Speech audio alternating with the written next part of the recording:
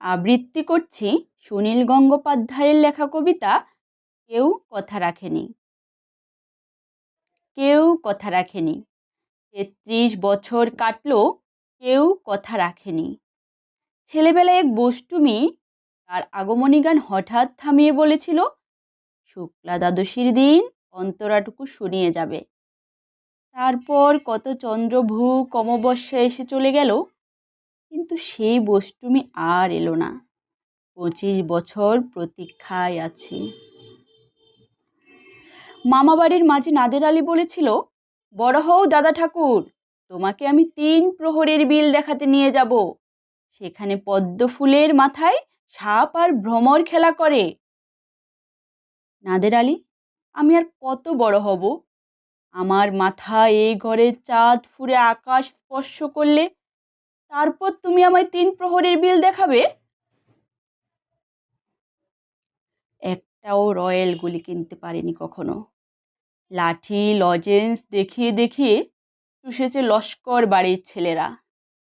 ভিখারির মতন চৌধুরীদের গেটে দাঁড়িয়ে দেখেছি ভেতরে রাস উৎসব। অবিরল রঙের ধারার মধ্যে সুবর্ণ কঙ্কণ পরা ফর্সা রমণীরা কত রকম আমোদে হেসেছে। আমার দিকে তারা ফিরেও চায়নি। বাবা আমার কাঁধ ছুঁয়ে বলেছিলেন, দেখিস একদিন আমরাও। বাবা এখন অন্ধ। আমাদের দেখা হয়নি কিছুই।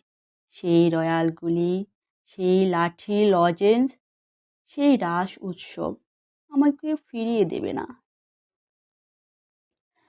বুকের মধ্যে সুগন্ধি রুমাল রেখে বরুণা বলেছিল, যেদিন আমায় সত্যিকারের ভালোবাসবে সেদিন আমার বুকেও এরকম আতরের গন্ধ হবে।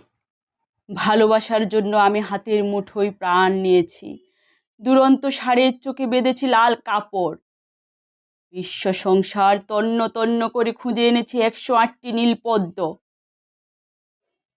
তবু কথা রাখেনি বরুণা। এখন তার বুকে শুধুই মাংসের গন্ধ। এখনো সে যে কোনো নারী। কেউ কথা রাখেনি। ৩৩ বছর কাটলো, কেউ কথা রাখে না। কেউ কথা রাখে না।